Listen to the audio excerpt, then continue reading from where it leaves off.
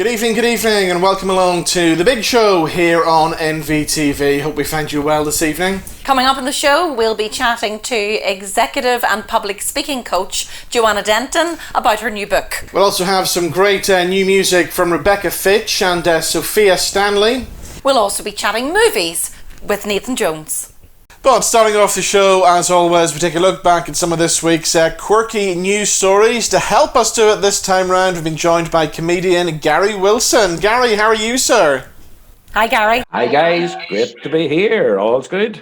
Good to have you on the show. So what's life been like for you during the whole lockdown period then? Well, it's hard to believe we're in lockdown or restrictions just a year now, and it's flowing in one way. Other days it is dragged. Yeah. I mean, obviously, the entertainment side of life has all but dried up in every way. Doing some of the usual Facebook stuff, virtual things, managed to get a few wedding gigs booked in whenever things were a little bit more flexible. But then they put the clampers on that again. Cruise ship work, non-existent.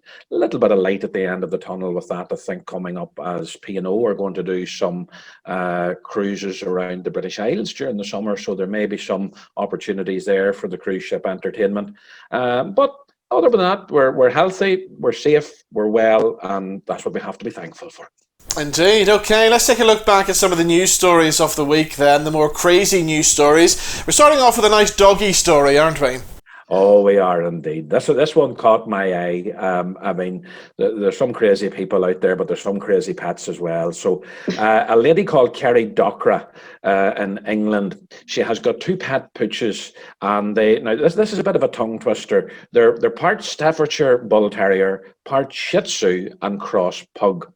She calls them Ronnie and Reggie. I wonder who they're named after. And they have some very lifelike human features. So they live down in Devon. Kerry says that she never tires of taking pictures of the pair looking shocked, bored and happy. But when they leave the house, she says the attention they get just goes off the radar. So people tell her that they look like their gran. I don't know what people's gran looks like. Some people have said they look like their mum. And she thinks it's because they've got white eyes and their lips are so pink. Some people even say they look like Ewoks. But Kerry has her own looky-likey in mind. And she maintains that Ronnie looks more human-like, and she thinks that he looks like Gail Platt from Coronation Street. Brilliant! I was wondering where this was going. All the Corrie fans out there, you need to have a look and you can make up your own mind. But they're 7 years old, the two dogs, and they've been told that they look like humans from they were puppies. So have a look. A very funny and a good uplifting story. But I would just love to see the two dogs. Yeah, well, they're appearing on our screens right now, and as you can see, there is a human likeness to them, isn't there? I know, poor Gail from Corrie. I know. So anyway, Another haggard looking a bit like Gail in one way. Indeed. Well, we're going to stay with the Coronation Street story. We're going to talk about Gail's son, David, this time. Jack P. Shepherd's the actor who plays him, and he's taken up a new hobby, hasn't he? He has indeed, and Jack P. Shepherd, you may think he's a bit of a villain, he's a bit of a hard man, but you would be very surprised that he likes nothing better to relax and unwind than a good old game of dominoes. Oh! Who would have known that? So again, you might expect it to be a game played by older men. There's nothing wrong with older men, of course, Robin, sure there's not. And, down the pubs like the Rovers, but you can't get in to play them in the pubs over here in Northern Ireland at the moment, but hopefully soon.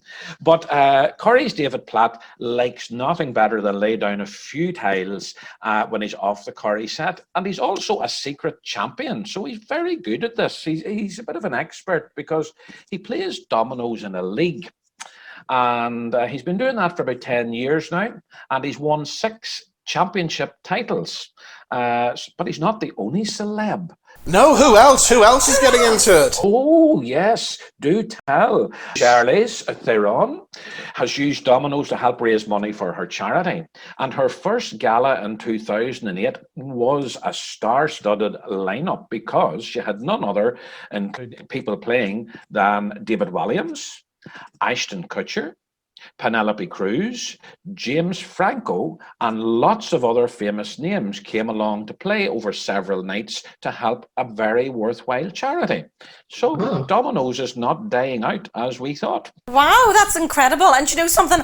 I can actually just picture Jack, aka David Platt, sitting on his little patio area at the back of his house overlooking the canal, because I was watching or I was reading something This is about real life. him. We're not talking about Weatherfield now. No, this is real life. He's got this lovely little home backing onto a canal, and him and his partner sit out as you would, and I can just see him sitting there. I mean, I can visualize him playing the dominoes outside on a beautiful day like today.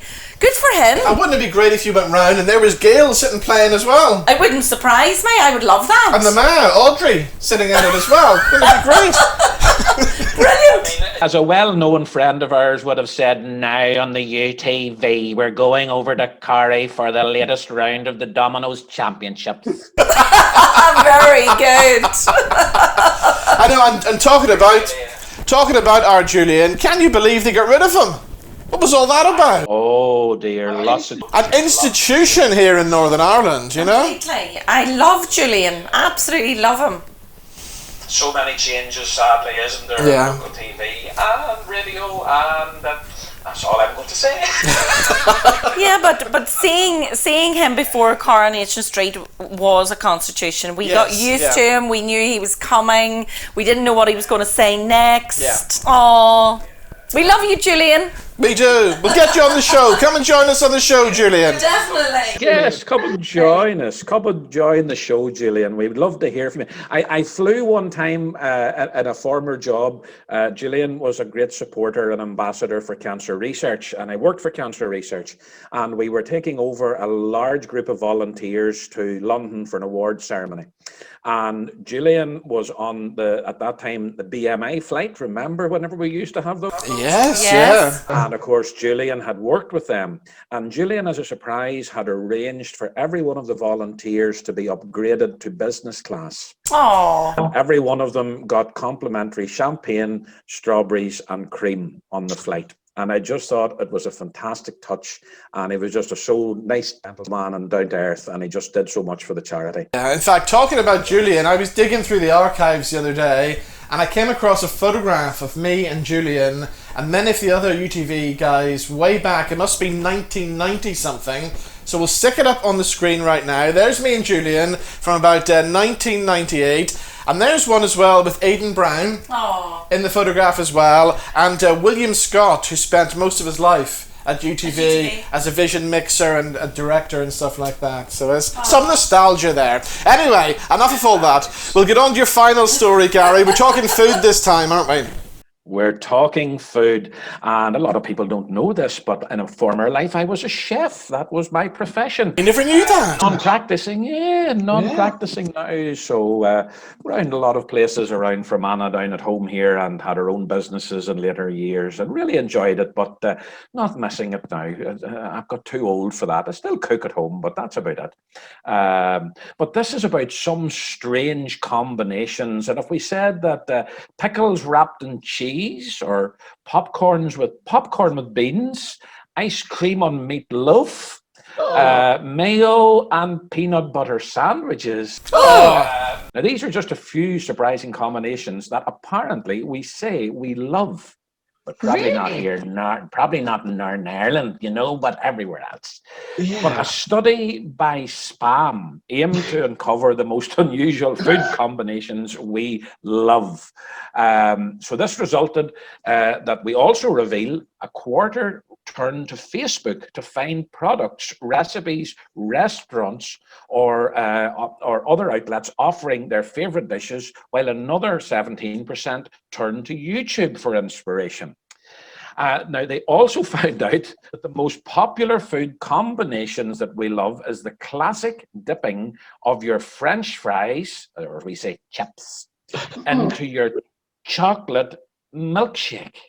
Oh, Yuck. Oh no! I kind of get that. I remember years ago drinking the chocolate milkshake with the fries. There's something different about it. It does work. Oh no! It does. Try it. It does work. Bulk and double with salt and vinegar on them, Robin, as well. Oh, you are. I thought you were more sophisticated. No, there's something about that. I remember years ago as well, they brought out chocolate flavoured crisps. Do you remember those? They lasted a couple of months. Yes. But there were, and a lot of people said that was the most disgusting thing. I liked them. Well, I had never had a chance to try them, but no, I don't fancy that. I think I do like the sweet and sour idea, but in my Chinese.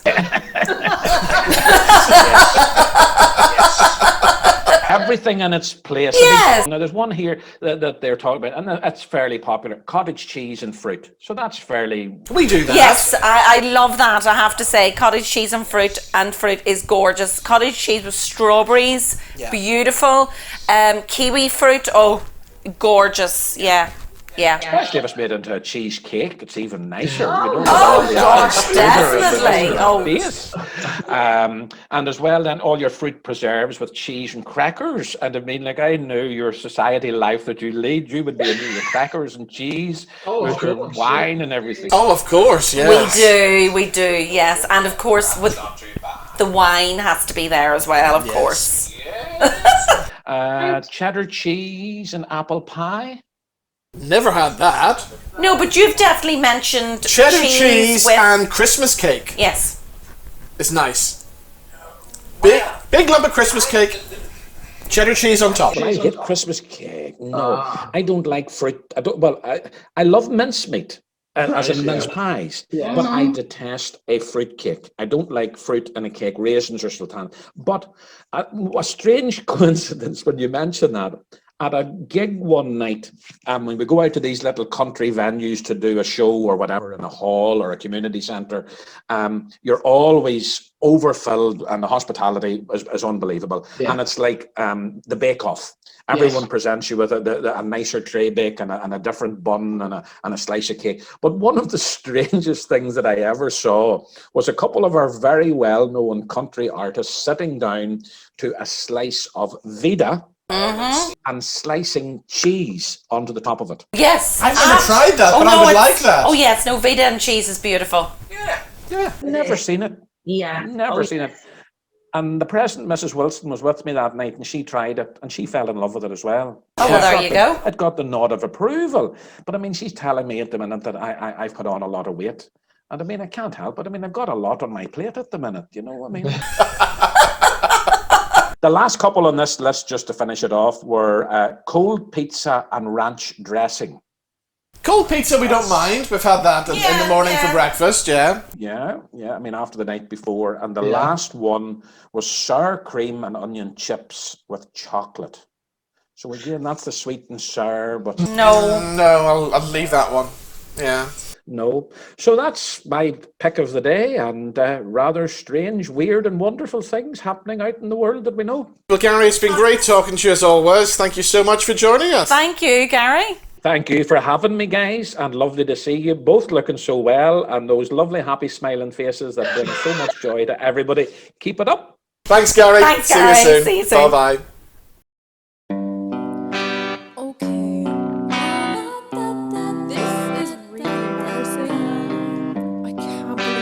This out loud. Yeah. Hey. I said things, I haven't meant things. Sometimes it just slips out. Not offending, humiliating. I just take a minute to think about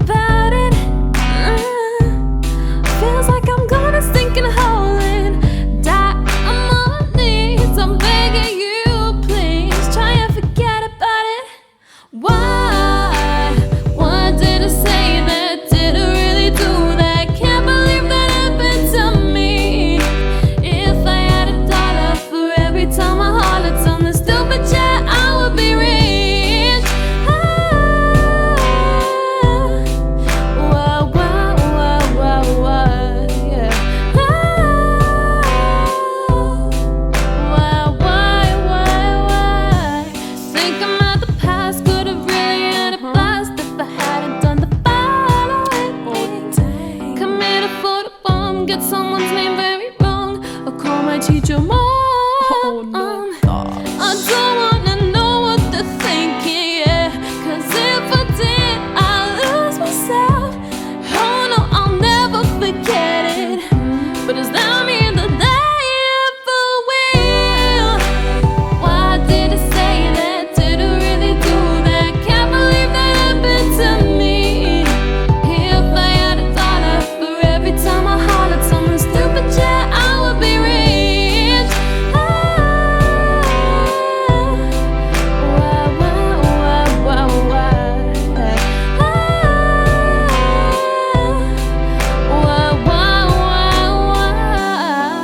Baby.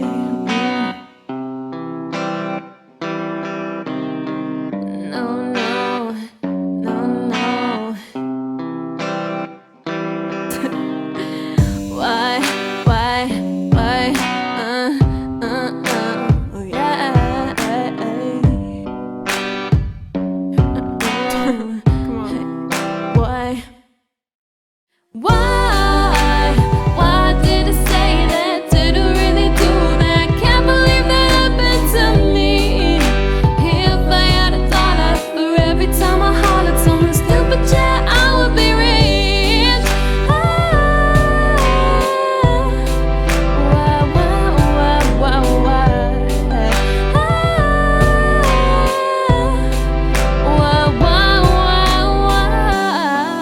Baby. I never wanna go back there. I never wanna go back. I just wanna hide my face for a trillion years. And that's Sofia Stanley with her new single Why. And we have Sofia on the line right now. Hi, Sofia. Hi, Sophia. Hiya, how are you? Very well, thank you. Very well. So tell us about this new single Why, and what's the story behind it? Basically, it's a song that I wrote about the feeling of embarrassment and humiliation, and it's like if you like say something a bit stupid, or if you like maybe trip and fall or something like that, and then you're just like, oh, why did I do that? And then you just want like the ground to just like eat you up. Basically, it's about that. So yeah. I had an embarrassing day at work, and when I came home I was like, oh, I need to write a song about this. So I just went up into my room. I had it written like that night, and then I had it like written and recorded like that same night. So it happened pretty fast. Excellent. Now, we had your mum on the show a couple of weeks back, the singer Elliott Stanley. So obviously you come from a big showbiz and entertainment background. Yeah, I do. Obviously my grandmother, most of you will know who my grandmother is, Maisie McDaniel. I have my granddad as well. He's Denton Stanley, and he's a very well known and very well respected accordion player and musician. And obviously my mum, Lisa Stanley, I'd say she's probably like one of the main reasons I actually started singing in the first place. She's like my main kind of reason, and I have my dad also sings, and then I've like brothers and sisters and like a load of family members that do it as well. So it just felt right. So what about the whole songwriting thing? What age were you when you started writing your own material? Like literally, some people like it's like, how some people are like child prodigies and they're like, oh yeah, I started at like 2 years old. Like I started at probably like 14 or 15, so it wasn't really that long ago. I started about then, and I've been singing a bit before that as well. So yeah, I think I started singing at like 11 or 12. And you've been keeping busy during lockdown. We've seen you doing some live streams and some streams with your mum as well, haven't you? Yeah, exactly. Yeah, it's all been going very well. It's probably the closest thing we'll get to like doing a live show, like at the minute, isn't it? Because like, obviously we can't go out and stuff like that. But yeah, it's been really good, and I just feel great like connecting with people and all that. It's really great. And how does it feel then singing with your mum? It feels great. As I said, she's like obviously she's like the main kind of inspiration for me when it comes to music and stuff like that. And it's great to have a song out with her, Sweet Sweet Smile. There's also a video for that if anyone wants to check it out. And it's brilliant. Yeah. And what about future plans? Do you have any future gigs booked in, if and when we're able to do that? And maybe other singles or an album? I have an EP coming soon. I haven't I don't have a name for it yet, but I'm making an EP and it's just around the corner, so I'll have it announced pretty soon. In terms of live shows, I want to start doing some when, like, obviously the lockdown lifts and stuff like that. So yeah, maybe in the next few months. Nothing in the foreseeable future at the minute. So. All right, we're going to play another one of your songs now. We're going to play Angel, which is a very special song. You've mentioned your grandmother, Maisie McDaniel. That's what Angel's all about, isn't it? Exactly, yeah. It's about, obviously when somebody passes away, it's about mourning the loss of that person. And it's about my grandmother, and she really meant a lot to me. And it's about her, so.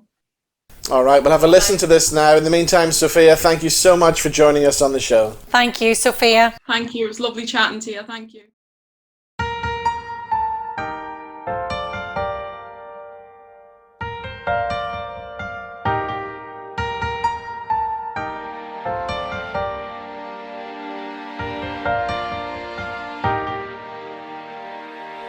Oh, how much I loved you. I wanna let you know that you'll be in my heart for the rest of forevermore. Look at all the moments, the memories you left behind. Remember when you lived across the street? Now you live beyond mankind. Picking up the pieces of my broken heart, put them back together, though there'll be a scar from the void you left, and now we're far apart. Though it feels like you haven't gone too far, now that you can fly, everything is in black and white. I never said goodbye. There's only memories of you and I. Spread your wings and aim for the sky. It feels like you're right there with me. I don't know why, but all I know, another angel's gone home. Yeah, remember all the laughs and jokes, the good times that we've been through. Look at the way you left your bed. Gonna leave it as it was. Every little moment, every little thought, the same old feelings just come back to us. My heart is broken, but my soul is bright, because I know that you're in paradise, now that you can fly. Everything is in black and white. I never said goodbye. There's only memories of you. Spread your wings and aim for the sky. It feels like you're right there with me. I don't know why, but all I know, another angel's gone home. Isn't it scary how I'm holding on tight, yet you're slipping away each time, falling on into paradise while I'm falling. Now you're watching down, singing everything'll be alright. Wish you could be around, see the person I am right now. You spread your wings and aim for the sky. After that you're flying high. Before you go, another angel's gone home. So our next guest is an executive and public speaking coach. She's also written a book called A Different Truth, and she's here with us today. It's Joanna Denton. Hi Joanna, how are you? Hi Joanna. Hi, lovely to see you. Thanks for joining us today. So tell us how you became an executive and public speaking coach. Well, it's a very good question, considering I started off as a tax consultant. I left school, went off, got a couple of law degrees, and then decided to go into the joyous world of tax. So by 2014, I was 16 years into my career doing tax.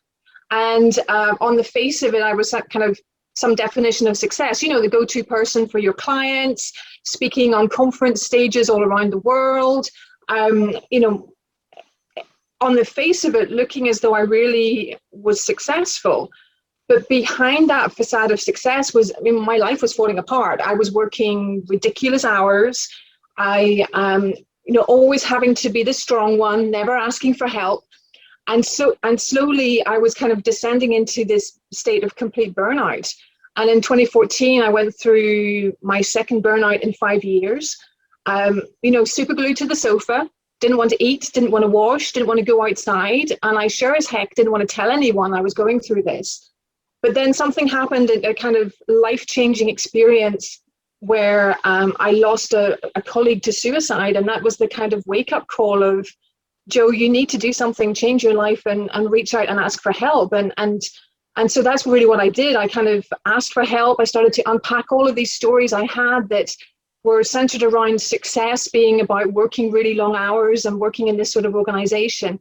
And I decided that there was more to life than tax, which is a controversial statement, I know, and I know you're going to be really surprised when I say that. But I moved out of tax and I became a coach, and I started working with other people, first of all, around public speaking, and then broader in this. And along the way, wrote the book, did a couple of TEDx's, started a podcast, and here I am. And today what I'm doing is working with stressed out and exhausted executives and helping them get some headspace and control back in their lives before they also crash and burn. Fantastic. What a story. But we agree, don't we? There's more to life than tax. I'll agree with that one definitely, as well. Most definitely. But, you know, mental health, your own burnout, you know, a lot to deal with. And then, of course, the suicide. I'm really sorry to hear about your friend. What are the common struggles that executives would go through? It's an interesting question. I think there's so many. I think it's everything from, you know, the stress of taking on more responsibility, particularly at the moment with COVID, executives having to take decisions based on very little information and lots of uncertainty. And then as well, you kind of add into that at different levels in the organization, maybe lack of autonomy, lack of control over the work that they're doing, this need to or this perceived need to compete all the time, not be seen as weak.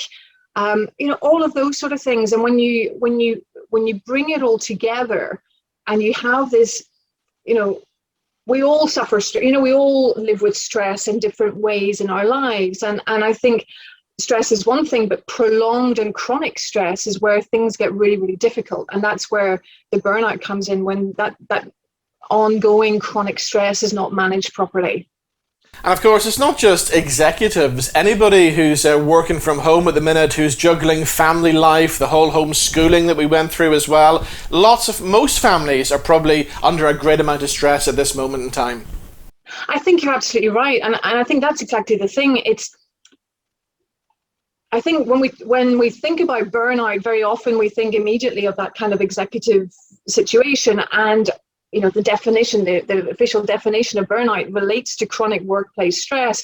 But you're absolutely right. I think we all have all of these things and juggling it together. And it's all about kind of building the tools to be able to manage that stress and those emotions. But you know what? We don't learn this stuff. You know, if you think to school, I mean, particularly our generation. I mean, I know now in schools there's a lot more work around this sort of thing. But when we were at school, it was all about the academic. It was all about academic or the sport or whatever else. But we're a generation, we were taught to just suck it up and get on with it. Quit your whinging and just, you know, and then when you get into a job that you really enjoy, but you're doing lots of work in whatever field that is, there's also the aspect of, well, you asked for this. You know, you signed up to do this corporate job or to be in the public eye as you guys are, or whatever it is. And on the face of it, you're thinking, well, that's true. I signed up to do this, so maybe I should just get on with it. And then then there's the feeling of guilt and shame of, why am I complaining? I'm so lucky compared to other people. There's all of this sort of malarkey. And I think that's the point. I think it's about talking about this stuff and realizing that it's okay to not be okay, and it's okay to talk about these things. And I think in particular with the pandemic and lockdown, people are being a lot more ready to speak about these things than maybe we were before. That, I think, is one of the good things that has come out of the pandemic, that people are able to talk now. I was thinking there about even going back 15 years. A friend of mine who was in a pretty high-powered job as well, it all came crashing down. He got very stressed and ended up committing suicide as well. But even back then, 15 years ago, nobody wanted to talk about it. There was still not the help that there is available now today. You're right, and I mean, even today, I mean, something like suicide is it's still a taboo subject, and so I think the initiatives that are happening with different organisations and different people in high profile positions with platforms talking about this, I think is so important, and it's just. I think it's about starting that conversation. It's about normalising the conversation. Even the fact that we're sitting here talking about this today is a big leap forward, and even just saying the words. I mean, because even the word burnout sounds like a scary word. Yeah. There are lots of connotations. I think again, perhaps generationally, but for us, that means you're broken, or that means you need to be fixed, or that means you're kind of in a corner rocking backwards and forwards in a big pile of hot mess, and I think there are those connotations, and on the both sides, the person going through it is worried about talking about it because they're worried about being judged, or they're worried about being perceived as not being strong enough, and someone looking in either can't see what's happening because the person is appearing as this facade of they've got everything together and everything's fine, or alternatively they're confronted by their own mortality and their own weaknesses is the wrong word, but that feels uncomfortable as well. So what do you do if you're opposite someone that is going through this, and how do you handle that situation? And it's incredibly complicated, but it doesn't mean that we can't do it. You're actually running a program, aren't you, called the Burnout Buster? That's right. So I have a couple of things around that. I mean, the Burnout Buster is essentially, it's about helping my clients, first of all, recognize and acknowledge the symptoms that they might be showing that perhaps are on the way into a burnout. Then about looking at what the underlying causes are of that, because there can be many. And then finally working on strategies to get through that to the other side. So that's essentially what we're doing, around that. So you've done the TEDx talks, you're doing the coaching, you've also written a book, A Different Truth. So tell us a little bit about the book and what that's about. So the idea of the different truth is, the premise, if you like, is that we tell ourselves stories about how life is meant to be. And those stories become so ingrained in the fact of telling them that we believe that to be the truth. But sometimes those stories, they take us further and make us stronger, but other times those stories keep us small and make us ill, if you like. So it's about saying, well, what if this wasn't the only truth? What if there was a different truth? So for example, one of the stories might be, like I had, in order to be professional and dedicated, I had to work long hours.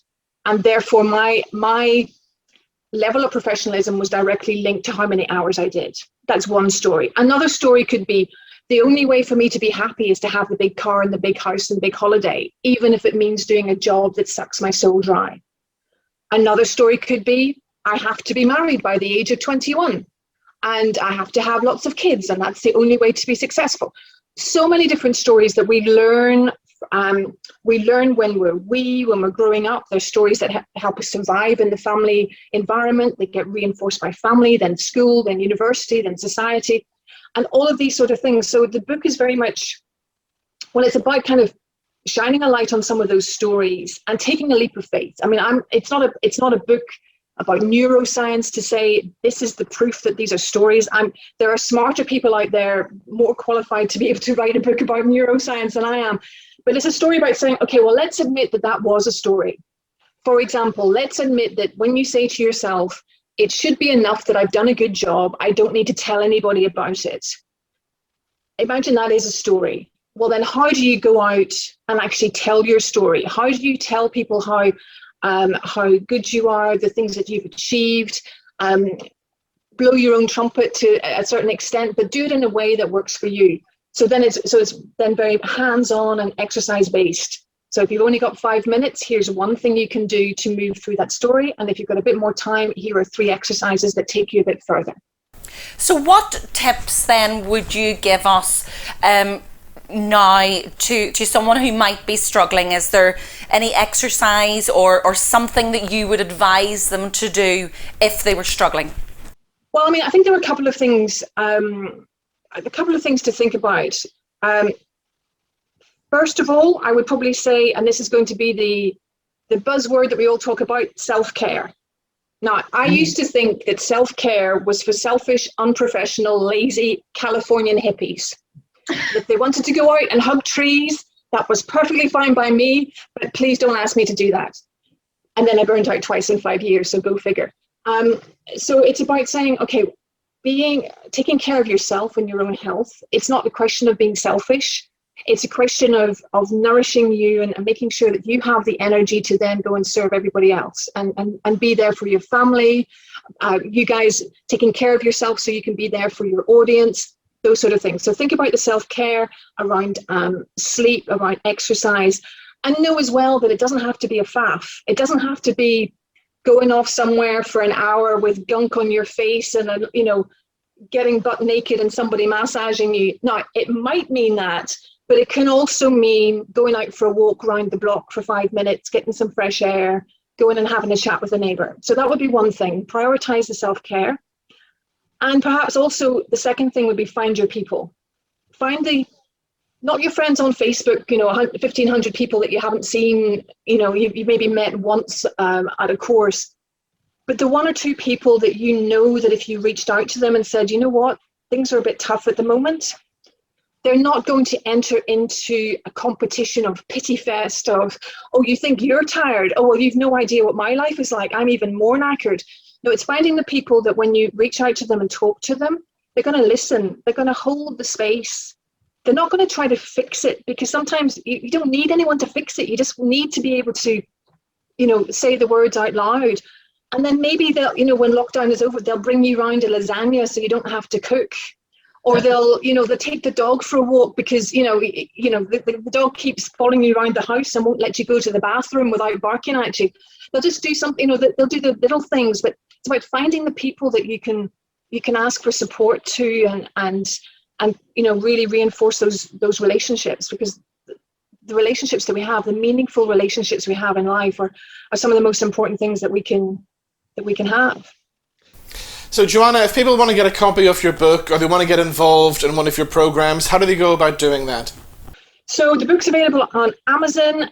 It's also available in Waterstones, either online or when we get out of lockdown back in the store. In terms of getting in touch with me, my website is joannadenton.com. So they can go on there, and then they can find the podcast on Spotify and iTunes, and it's called Joe and JJ Go Mental. And it's myself and a colleague based in California who's a clinical psychologist. And we just sit down and have a giggle and talk about mental health and emotional intelligence. We call a spade a shovel, but it's very much about providing practical hands-on tools and tricks that you can use for practical everyday situations that you might find to be challenging. Sounds great. We'll give that a listen. Definitely. I look forward to that. Joanna, great talking to you. Thank you so much for joining us on the show. Thank you, Joanna. You're very welcome. Bye-bye now.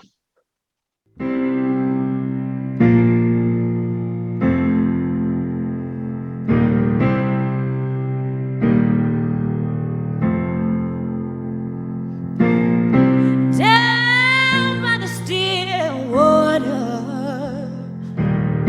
broken lives can heal.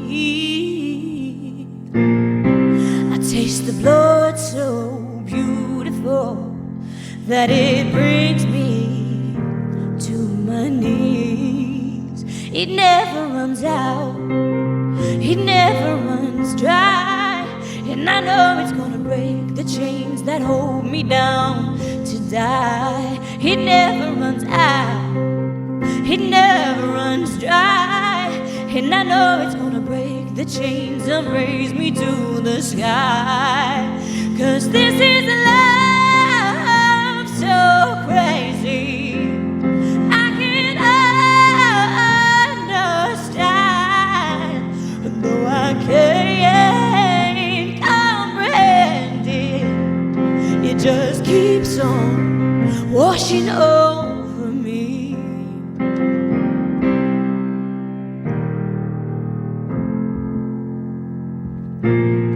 Love that will last eternally, free as the air I breathe, yeah. This is a gift we can't justify. We are children, innocent and clean. It never runs out, it never runs dry. And I know it's gonna break the chains that hold me down to die. It never runs out, it never runs dry. And I know it's gonna break the chains and raise me to the sky. This is a love so crazy I can't understand. Though I can't comprehend it, it just keeps on washing over me. Perfectly surrounded, it is holding me. This is what I live for, this is heavenly. Perfectly surrounded, it is holding me. This is what I live for, this is heavenly. 'Cause this is love so crazy I can't understand, yeah. Though I can't comprehend it, it just keeps on washing over me.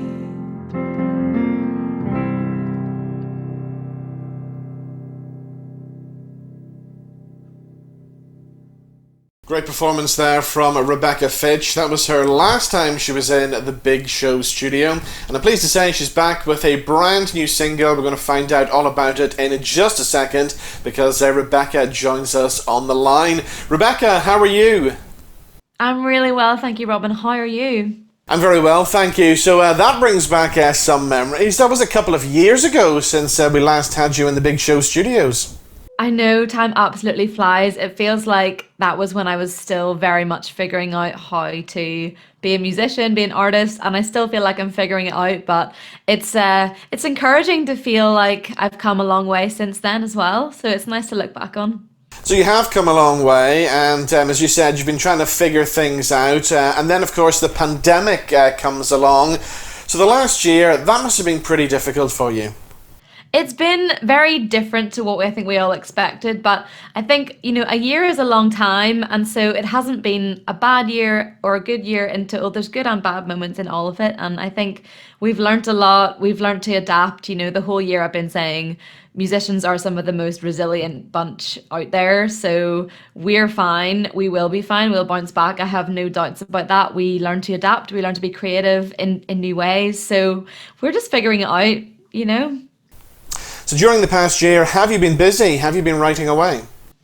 I've been busy doing a whole mix of things, I definitely feel there was a pressure on all creatives to feel like they have to use this moment as much as possible.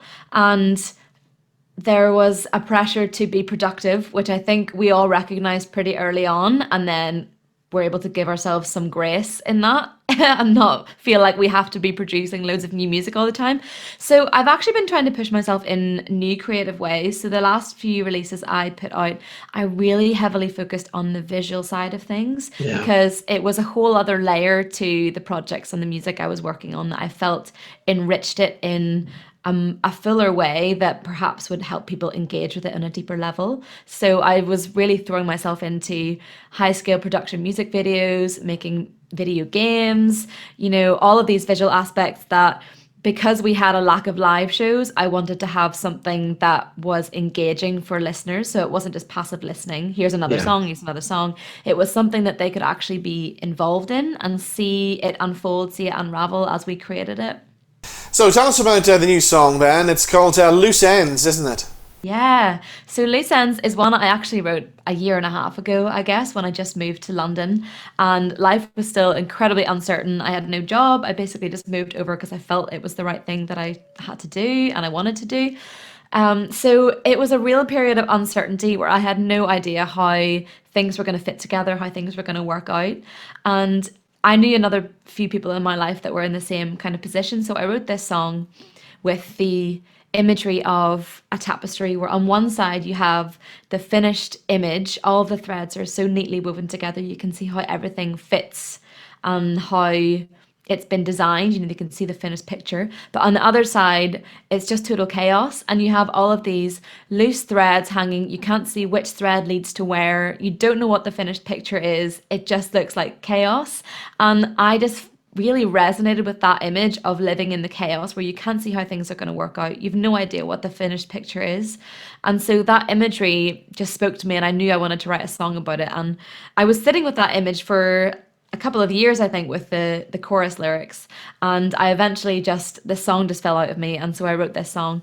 But it became so much more relevant in the past year. And I think I was so keen to put it out over the past few weeks because it felt like it had gone from being relevant to myself to a message for the whole world. Because we're all living in this chaos right now. And anyone who has a 5-year plan, it's gone up in smoke. So it was supposed to be some kind of reassurance that there is a design, there is a meaning, there is a purpose behind everything, even when we can't see how it's working out. So we'll have a listen to the new song and take a look at the new music video in just a second. But you mentioned moving to London. How did you find fitting in with the whole music scene over there? I still very much feel like I'm getting to grips with it, especially because everything kicked off, pandemic-wise, within a few months of me moving. But I felt very fortunate to get plugged into a really good church here and find community, because obviously in big cities it's really easy to feel isolated. And I also had a few university friends who were in London as well. So that really helped. But in terms of the music side of things, Belfast was a great starting point for me because it was really easy to get involved. There was a lot happening, but also, it was manageable. You could meet a few people and all of a sudden you could understand the landscape of the music scene in Northern Ireland. Whereas in London, I still feel like it's a big mesh of madness and I have no idea who is involved or how things work. So I'm still very much trying to untangle it and figure out, who knows who and how it all works. But it's exciting. I'm enjoying the challenge for sure. And you must be looking forward to getting back out to playing some live gigs once again, whenever we're allowed to get back out and do that. Oh, yeah, absolutely. I think it's going to be really special whenever we finally have those moments together. And if people didn't value live music before and going to local gigs, my prayer is that they just do right now. And there's a new value placed on it, because I think we're all aware of how much we crave it and how much we need it to keep ourselves sane, So the new single, Loose Ends, it's out now. Is this going to be part of a new album? Yeah, so I've been working on a kind of visual EP. So like I was saying before, each song has a visual aspect. So this time we created an amazing music video, which was directed by Alice McCabe, and the choreography was from Pascal Johnson, using some of the dancers from the Dutch National Ballet. And it was just beautiful. It surpassed my expectations of the project and what it was going to be. So definitely, if you haven't seen it, give it a watch. A lot of work went into it and we're so proud of it. How it turned out is just so beautiful. So I'm really proud of it, yeah. Well, we're going to watch the new video right now, but in the meantime, Rebekah, thank you so much for joining us on the show, and the very best of luck in London. Thanks, Robin. Thank you. So here she is with her brand new single. This is called Loose Ends, and this is Rebekah Fitch. How do you make sense of it all?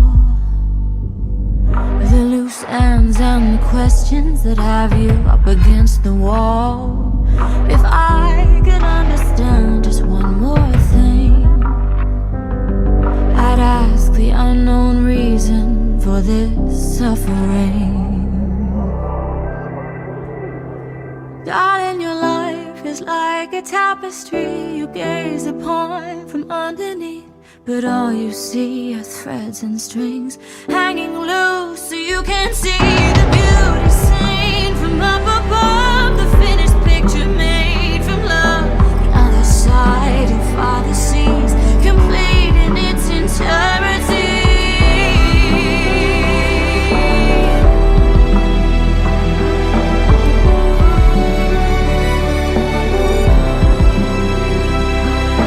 Trying to find a reason in the fear, the chaos and the overwhelming need for something clear. If you had understood the way through,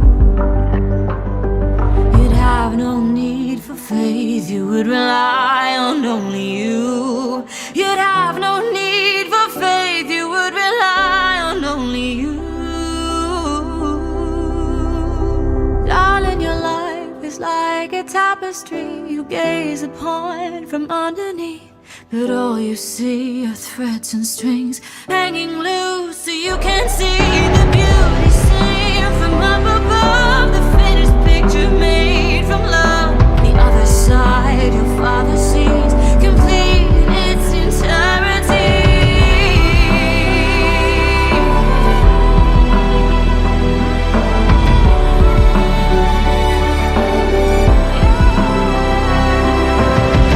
It may not look like anything, yeah. It may not feel like it's okay, so be patient, my dear. Have faith in the year, for all is work together for good. Darling, your life is like a tapestry you gaze upon from underneath, but all you see are threads and strings hanging loose, so you can't see the beauty seen from up above, the finished picture made from love. The other side your father sees, complete in its entirety.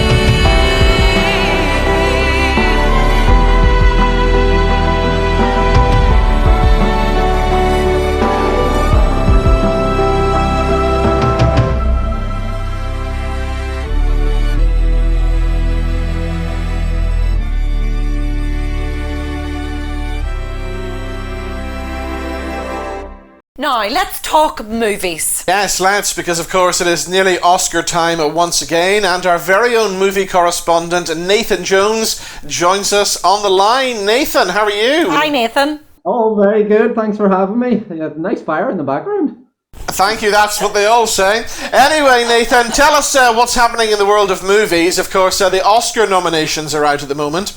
Yes, Oscars are going to be in the latest date ever recorded this year. So this year, the Oscar ceremony will be on April the 25th, which, as I just said, is going to be the latest date the ceremony has ever been had on. In the lead, we currently have Mank with 10 Oscar nominations, and we have, following in a second place, we have The Father with 6 nominations, and followed by third, Ma Rainey's Black Bottom with 5. Tell us about Mank then, obviously leading the way.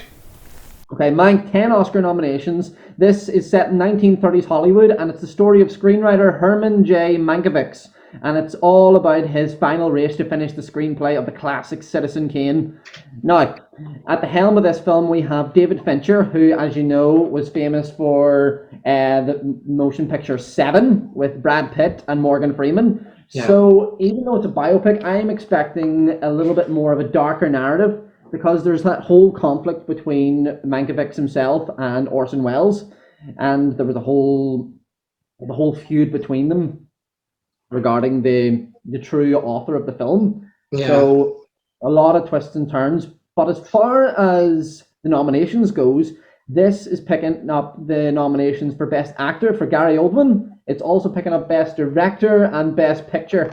Now, as far as films go, every time in recent history, with Schindler's List and The Artist, both have picked up the Best Picture award, and it's black and white. So I don't know if this is a certain pattern that Hollywood seems to be looking after. Meg, it's Orson Welles. Of course it is. I think it's time we talk. What is it the writer says? Tell the story you know.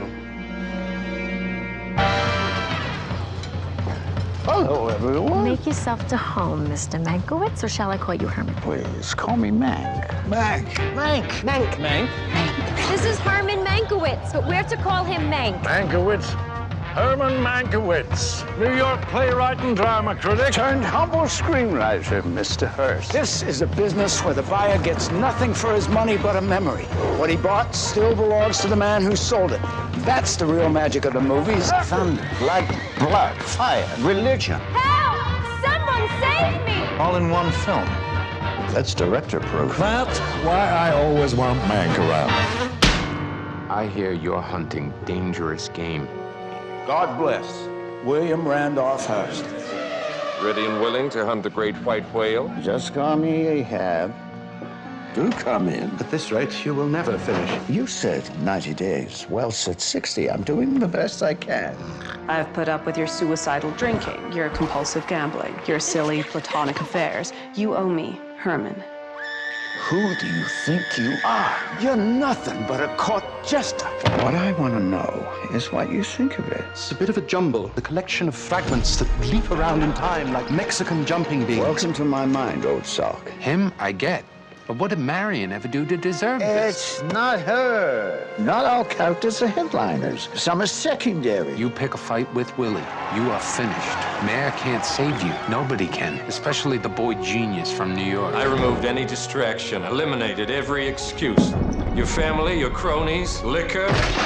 I gave you a second chance. You cannot capture a man's entire life in 2 hours. All you can hope is to leave the impression of one. Why Hearst? Outside his own blonde Betty Boop, you're always his favorite dinner partner. Are you familiar with the parable of the organ grinder's monkey?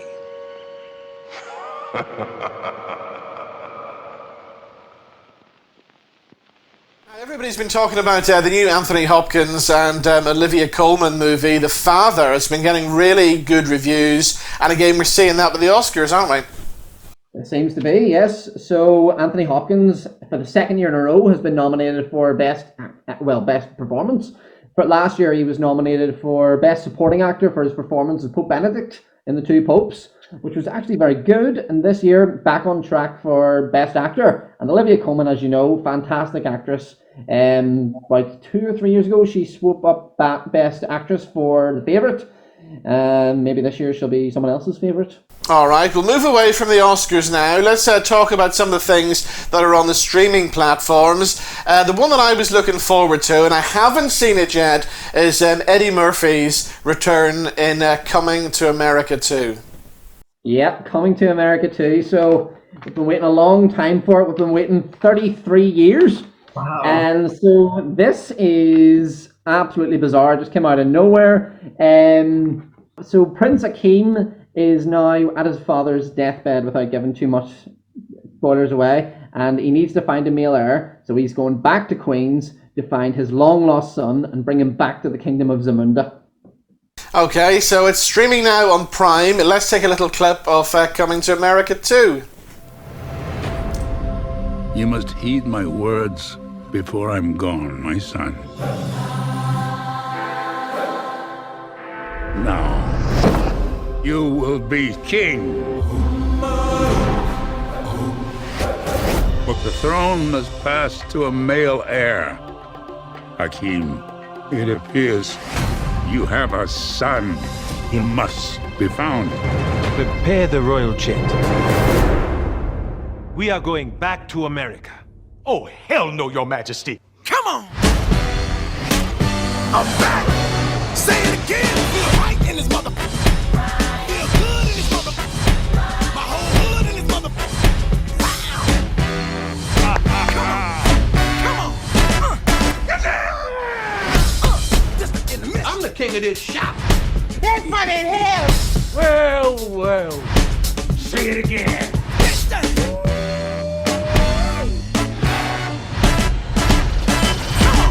It is so good to see you. I'm back. Say it again. So there we go, coming to America too. Do you know what? I was looking forward to it, and I think I'm going to give it a miss. Yeah. I'm not really into those myself, I have to say. Now, there were some great 80s comedies. That was one of them, but maybe not this. It was a classic, wasn't it? It was, exactly. yes. No. No. Exactly. I loved Eddie Murphy in Trading Places. Remember that? Yes, I do. Dan Aykroyd and everybody. Brilliant film. Nathan, good to talk to you. Thank you so much for joining us. Thanks, Nathan. Thanks very much for having me, guys. All the best. So that's all we have time for on The Big Show this week. A big thank you to all of our guests, and we'll see you next time. Bye-bye. See you then.